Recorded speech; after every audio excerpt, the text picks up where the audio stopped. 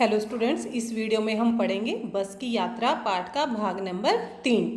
भाग नंबर 2 में हमने पढ़ा था कि लेखक और उसके मित्रों को लगा कि जैसे जो है उनकी सीट के नीचे ही जो है इंजन रखा हुआ है। बस सचमुच चल पड़ी और हमें लगा कि यह गांधी जी के असहयोग और सविनय अवज्ञा आंदोलनों के वक्त अवश्य जवान रही होगी। उसे ट्रेनिंग मिल चुकी थी, हर हिस्सा दूसरे से असहयोग कर रहा था। पूरी बस सविनय अवज्ञा आंदोलन के दौर से गुजर रही थी। सीट का बॉडी से असहयोग चल रहा था।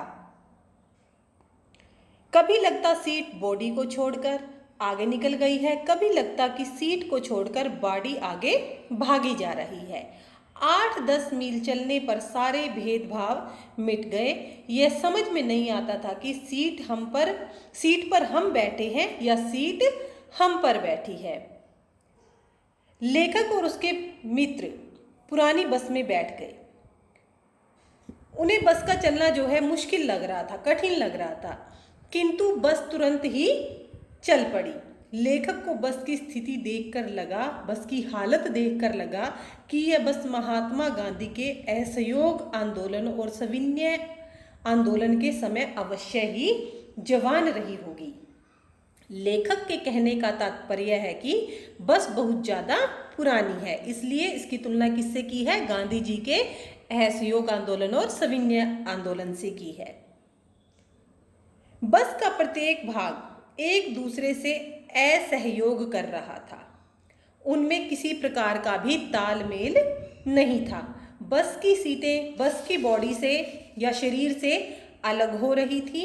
कभी सीटें बस के शरीर से आगे निकल जाती तो कभी बॉडी सीट को छोड़कर आगे चली जाती। यह आंख मिचौली जैसा खेल 8-10 मील तक चलता रहा। फिर सारे अंतर मिट गए। लेखक की समझ में नहीं आ रहा था कि वे सीट पर बैठे हैं या सीट उनके ऊपर बैठी है। कहने का भाव है कि बस की सीटें अत्यंत ही टूटी फूटी थी, यानी कि उनकी हालत कैसी थी? बिल्कुल जर्जर थी। एकाएक बस रुक गई। मालूम हुआ कि पेट्रोल की टंकी में छेद हो गया है। ड्राइवर ने बाल्टी में पेट्रोल निकालकर उसे बगल में रखा और नली डालकर इंजन में भेजने लगा। अचानक ही क्या हुआ? बस जो है रुक गई और पता चला कि जो पेट्रोल की टंकी है उसमें सुराख हो गया है। और तो ड्राइवर क्या करता है? बाल्टी में उस पेट्रोल को निकालता है और अपने बाजू में रख लेता है उसको, और उसमें एक नली डालकर, एक पाइप डालकर इंजन में दोबारा से उसे भेजने का प्रयत्न करता है।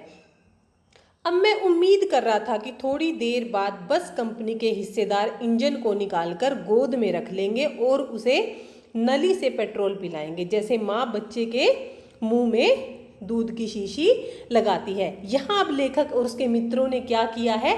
व्यंग्य किया है। जैसा कि मैंने आपको भाग 1 में बताया था, व्यंग्य जो है साहित्य का एक तीखे औजार के रूप में प्रयोग किया जाता है और साहित्य की एक विधा है ये। तो लेखक और उसके मित्रों ने कटाक्ष किया कि अब मुझे ऐसा लग रहा है, उन्हें ऐसा लग रहा था कि जो इसके हिस्सेदार हैं बस कंपनी के, वो इंजन को निकालकर अपनी गोद में रख लेंगे और नली से उसमें पेट्रोल डालेंगे, जैसे माँ बच्चे के मुंह में दूध की बोतल लगाती है। बस की रफ्तार अब 15-20 मील हो गई थी। मुझे उसके किसी हिस्से पर भरोसा नहीं था। ब्रेक फेल हो सकता था, स्टीयरिंग टूट सकता था। प्रकृति के दृश्य बहुत लुभावने थे। दोनों तरफ हरे भरे पेड़ थे जिन पर क्या बैठे थे? पक्षी बैठे थे।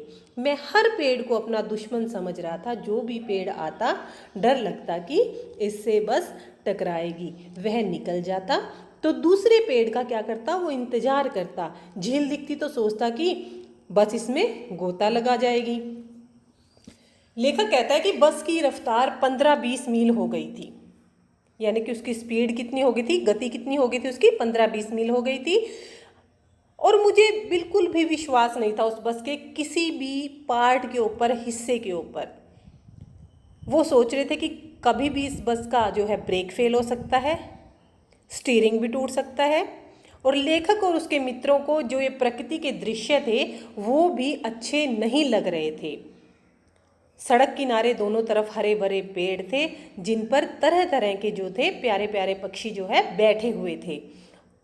और जो लेखक है हर एक पेड़ को अपना दुश्मन समझ रहा था कि शायद बस इस पेड़ से टकरा जाए, अगर वो पेड़ निकल गया तो अगले की प्रतीक्षा करते कि शायद इस पेड़ से टकरा जाए, अगर कोई झील आ जाती तो वो सोचते शायद बस इसमें डुबकियां लगाने लगेगी। एकाएक फिर बस रुकी। ड्राइवर ने तरह तरह की तरकीबें की पर वह चली नहीं। सविनय अवज्ञा आंदोलन शुरू हो गया। कंपनी के हिस्सेदार कह रहे थे बस तो फर्स्ट क्लास है जी, यह तो इत्तेफाक की बात है। अचानक से फिर से जो है बस रुक गई और ड्राइवर तरह तरह के उपाय कर रहा था उसको चलाने के लिए। फिर से सविनय अवज्ञा आंदोलन शुरू हो गया।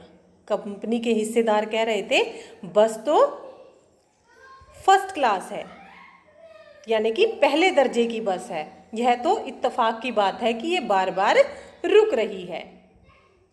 क्षीण चांदनी में वृक्षों की छाया के नीचे वह बस बड़ी दयनीय लग रही थी। लगता जैसे कोई वृद्धा थककर बैठ गई हो।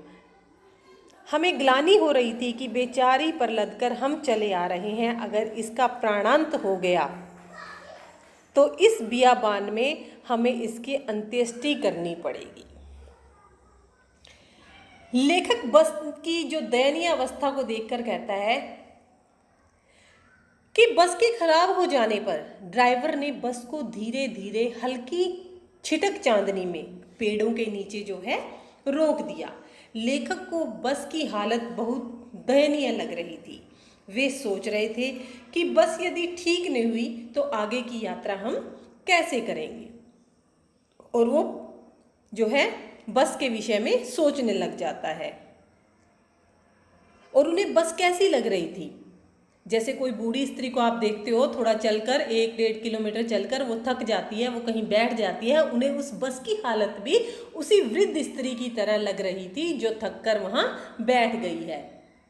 बस के जो है पार्ट काम नहीं कर रहे थे तो वो रुककर वहीं पर खड़ी हो गई। तो उसकी बस की तुलना किससे की है, एक बूढ़ी स्त्री के साथ की है जो थककर बैठ गई है। ऐसी दयनीय दशा वाली बस में यात्रा करने पर लेखक को मन ही मन बहुत ग्लानि महसूस हो रही थी।